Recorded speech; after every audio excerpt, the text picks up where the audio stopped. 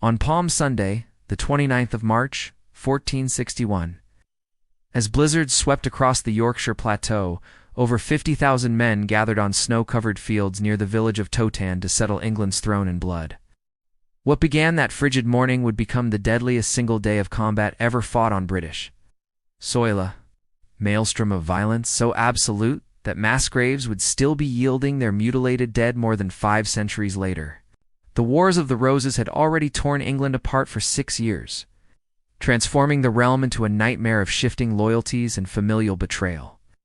To great houses Lancaster and Yorkshire claimed divine right to rule through descent from King Edward III, the Red Rose of Lancaster. Under King Henry VI faced the White Rose of York, now championed by the young, charismatic Edward of York, who had proclaimed himself King Edward IV just weeks earlier. This was no mere dynastic squabble. It was a civilization tearing itself apart, nobleman against nobleman, brother against brother. Henry VI, a pious but mentally fragile monarch, prone to catatonic episodes, had lost control of his kingdom. His formidable queen, Margaret of Anjou, refused to surrender power. She gathered a massive Lancastrian army in the north, determined to crush the Yorkist upstart and restore her husband to his rightful throne. Her forces had already executed Edward's father, Richard of York, and his 17-year-old brother Edmund at the Battle of Wakefield just months before. They had impaled Richard's severed head on the gates of York City, crowned with a paper crown in mockery.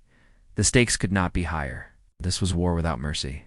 Edward IV, barely 19 years old, but already a battle-hardened giant of a man standing 6 feet 4 inches tall, marched north with an army swelled by lords, knights, and commoners who saw him as England's salvation.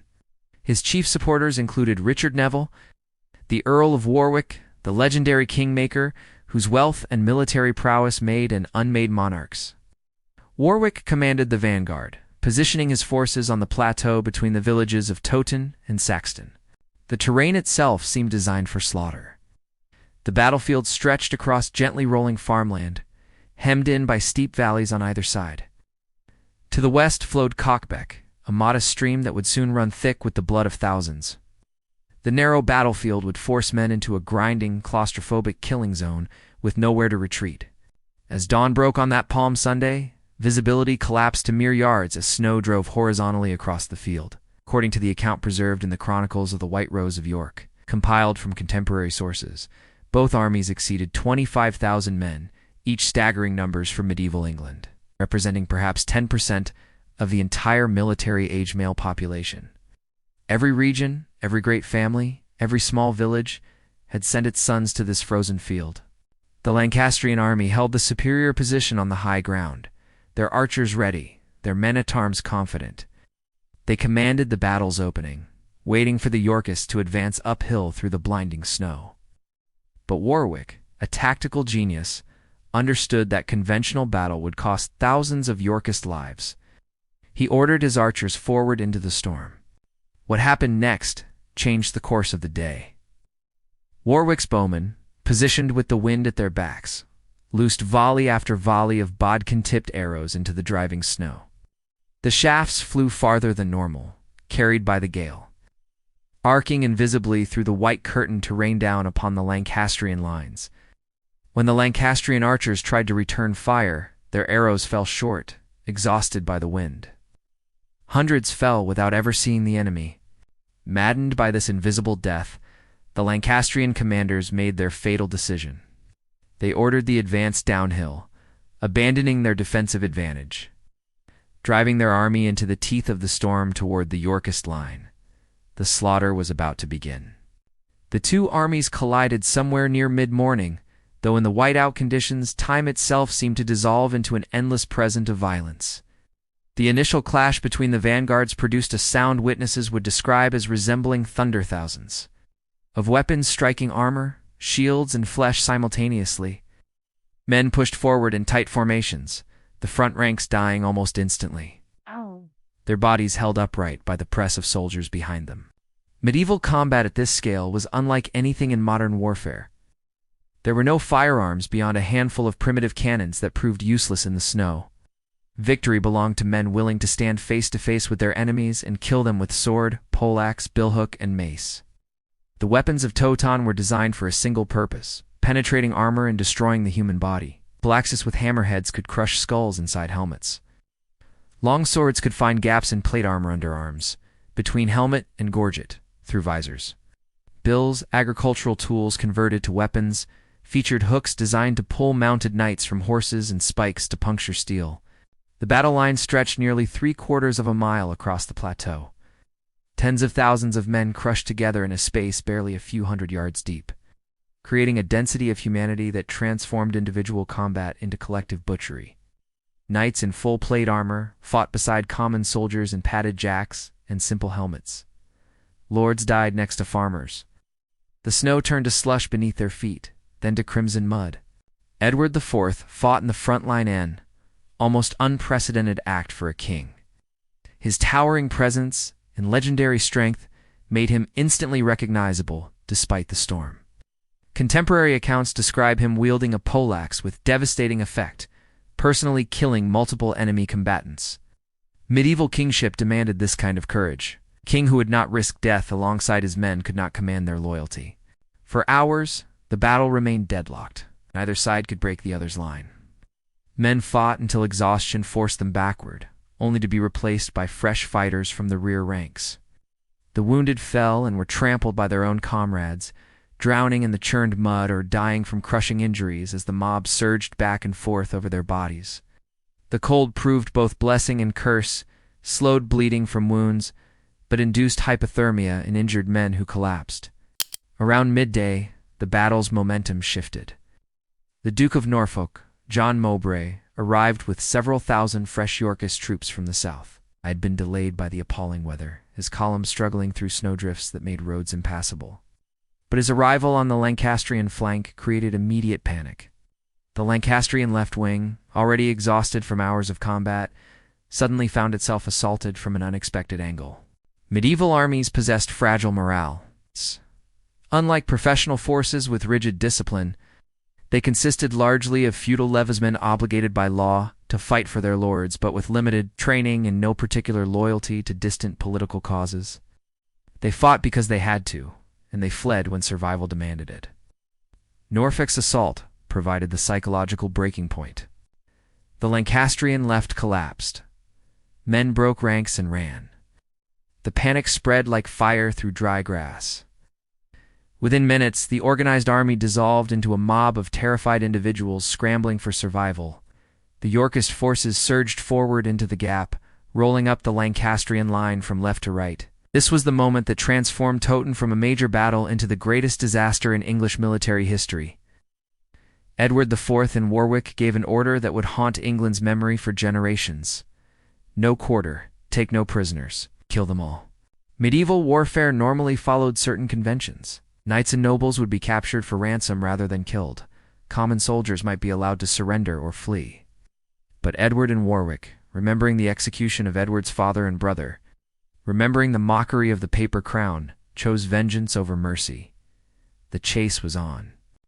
What followed was not combat, but systematic extermination. The collapse of the Lancastrian army's left flank triggered a complete rout. Thousands of men threw down their weapons and ran westward across the fields toward Cockbeck and the supposed safety beyond. Behind them came Yorkist cavalry and men-at-arms, cutting down the fleeing soldiers with mechanical efficiency.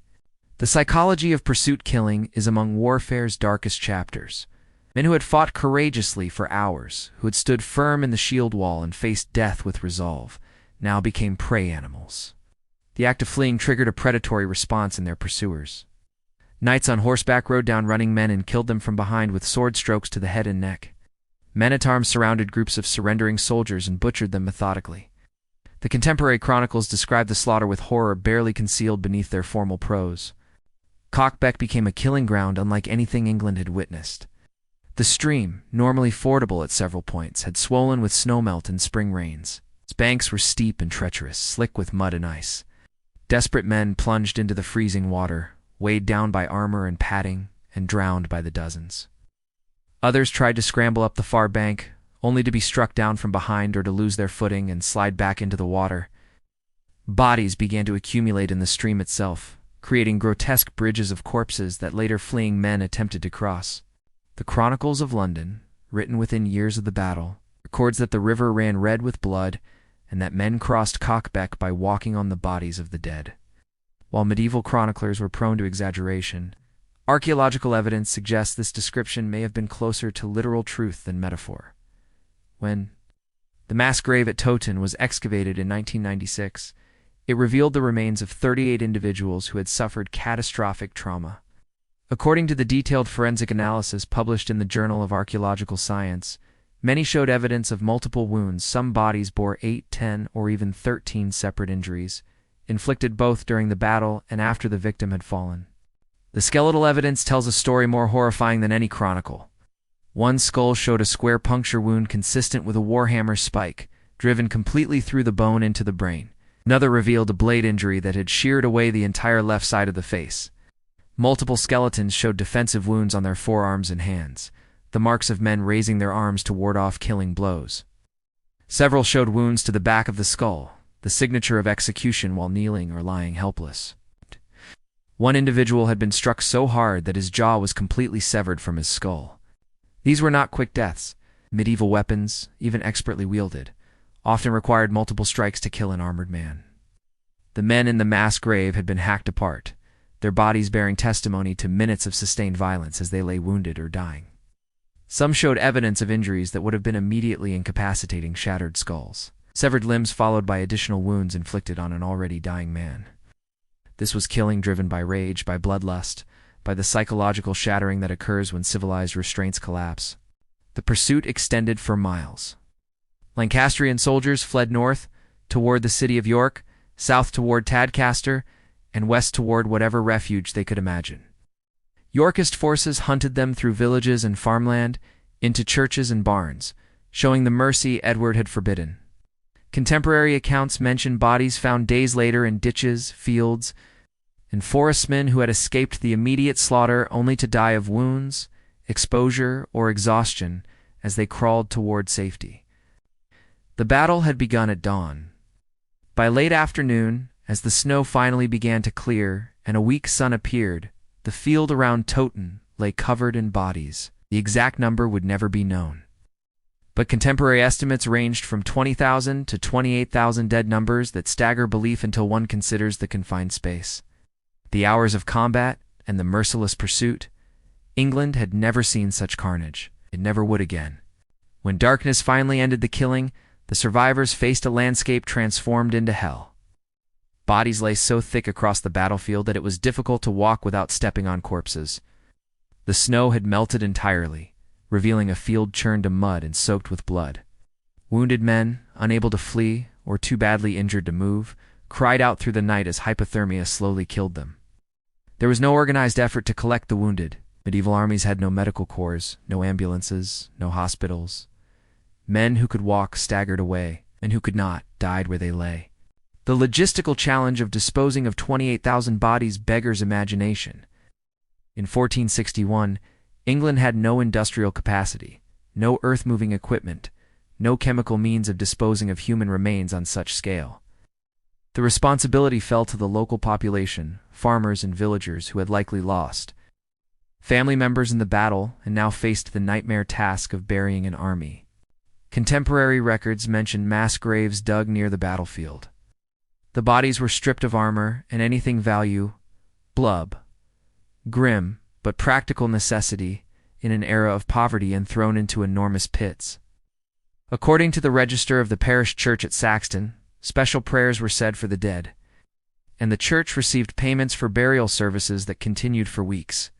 The exact locations of most graves were lost to time, their positions remembered only in local folklore and field names like Bloody Meadow. King Edward IV entered York in triumph on the 30th of March. The city opened its gates to their new king, the victor of England's bloodiest battle. Edward immediately set about consolidating his victory through political means. Key Lancastrian nobles who had survived were hunted down and executed. Henry VI and Queen Margaret had not been present at Towton. They fled north to Scotland, where they would continue plotting their return for years. But the Lancastrian cause had been effectively destroyed. The great northern lords who had supported Henry were dead or in hiding. The entire power structure of northern England had been decapitated in a single day. The battle established Edward IV's legitimacy through the most primal means possible: victory in combat. Medieval kingship rested on military prowess. A king who could not defend the realm had no right to rule. By winning at Towton, Edward proved his divine favor, or so the logic went. He would rule for 22 years, interrupted by a brief exile, dying in his bed in 1483, a fate rare among Plantagenet monarchs. But the cost to England was incalculable. The battle killed or crippled perhaps 1% of the entire English population in a single day. Families across the country received no news of fathers and sons who had marched north that spring. Entire villages lost all their military-age men. Economic impact rippled through the realm: farms without laborers, trades without apprentices, families without breadwinners. The psychological trauma infected English society for generations. The Wars of the Roses would continue sporadically until 1487, finally ending when Henry Tudor defeated Richard III at Bosworth Field. But Towton remained unique, the single bloodiest day in England's domestic history, the battle that made all other battles seem merciful by comparison. The battlefield itself was left largely unmarked for centuries. Farmers plowed the fields, occasionally turning up bones and rusted weapons. Local legends spoke of ghosts walking the road to Towton on Palm Sunday, of unearthly screams heard in the wind. The dead became part of the landscape, literally incorporated into the soil of England. Not until the 20th century did archaeology begin revealing the true horror of that day. The 1996 excavation of the mass grave provided the first scientific evidence of what medieval combat truly meant at the individual level. The 38 skeletons recovered represented a tiny fraction of the dead, but their wounds told a story that chronicles could only hint at. This was slaughter on an industrial scale, carried out with medieval technology and medieval brutality. England had fought its Armageddon and survived, barely. The memory of Towton haunted England long after the last participants died. Chronicles written decades later still struggled to convey the magnitude of the disaster. The battle became a cautionary tale, a reminder of what happens when political compromise fails and the kingdom descends into civil war. For generations, English politicians would invoke Towton when arguing for negotiation over confrontation, for peace over principle taken to violent extremes. The Tudors, who eventually won the Wars of the Roses, had every reason to remember Towton. Henry VII, who founded the Tudor dynasty, was the grandson of a Welsh squire who fought in these wars. His claim to the throne was tenuous at best, justified more by victory at Bosworth than by genealogy. The Tudor propaganda machine worked tirelessly to portray the Wars of the Roses as a period of chaos and disorder, that their rule had finally ended. Towton served as the perfect symbol of that chaos, the day England nearly destroyed itself. Shakespeare, writing a century and a quarter after the battle, depicted it in his play Henry VI. Part 3. His famous scene of a son discovering he has killed his father, and a father discovering he has killed his son, encapsulates Towton's tragedies of a war so total that family bonds dissolved in violence. While Shakespeare's scene is fictional, it captures the emotional truth of a conflict that shattered the fundamental structures of society. Modern historical scholarship has worked to separate myth from reality. The traditional estimate of 28,000 dead has been questioned. Some historians argue for lower figures between 10 and 20,000. Noting that medieval chroniclers often exaggerated casualty counts, but even the most conservative modern estimates place Towton among the bloodiest battles in British history. When adjusted for population, the proportional loss exceeds that of the first day of the Somme in 1916. The 1996 archaeological discovery at Towton transformed scholarly understanding of medieval warfare. The mass grave contained men ranging from teenagers to veterans in their 50s. Bone analysis revealed that many had suffered previous injuries that had healed. These were experienced soldiers, not raw recruits. The osteological evidence of their deaths provided unprecedented insight into late medieval combat techniques. The wounds clustered on the head and upper body, consistent with fighting in formation where legs and lower body were protected by shields and the press of comrades. Dr. Shannon Novak, the bioarchaeologist who studied the remains, noted the extraordinary violence evident in the skeletal trauma.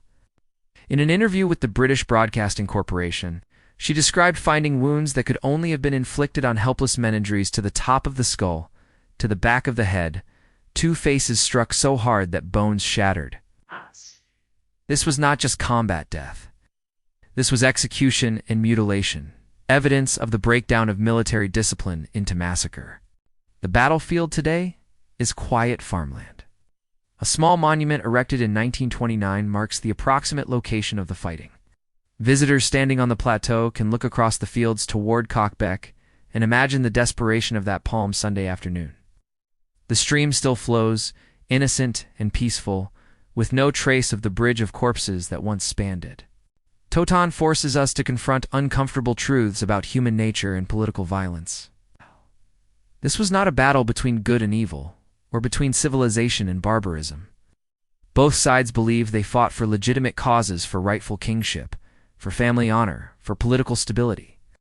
Yet that belief transformed England's nobility into butchers, and its countryside into an abattoir. Perhaps Towton's greatest legacy is its warning.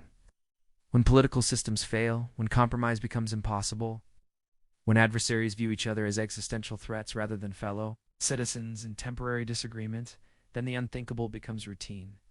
Civilization is far more fragile than we imagine. On Palm Sunday, 1461, on a snow-covered field in Yorkshire, England learned that lesson in blood. The 38 mutilated remains found in a mass grave 5 centuries later bear eternal witness to that truth.